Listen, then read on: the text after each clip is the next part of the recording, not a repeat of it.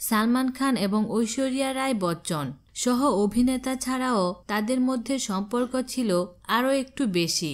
না, শুধু বন্ধুত্ব নয়, তাদের মধ্যে যে প্রেমের সম্পর্ক ছিল এ বোধহয় বলিমহলের কারুর অজানা নয়। কিন্তু সে প্রেম টেকেনি।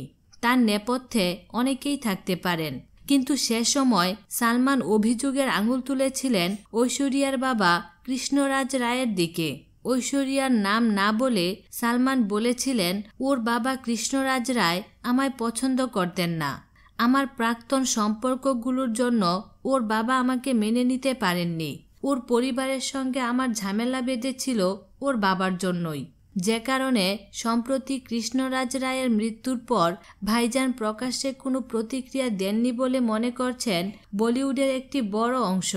কৃষ্ণরাজ রায়ের স্মরণ সভায় বি টাউনের প্রথম সারির তারকারা উপস্থিত ছিলেন, কিন্তু সল্লু মিয়া আসেননি। এ বিষয়ে মুখও খুলেননি। যদিও সে সময় ঐশ্বরিয়া বলেছিলেন, আমি মদ্য সালমান বেহিসেবি সালমানের পাশে থেকেছি, কিন্তু ও কেবল আমায় অত্যাচার করেছে। আমি সম্মান নিয়ে বেরিয়ে এসেছি। বিনোদন জগতের নিত্য নতুন খবরাখবর জানতে আমাদের চ্যানেলটিতে সাবস্ক্রাইব করার জন্য আপনাকে আন্তরিক ধন্যবাদ।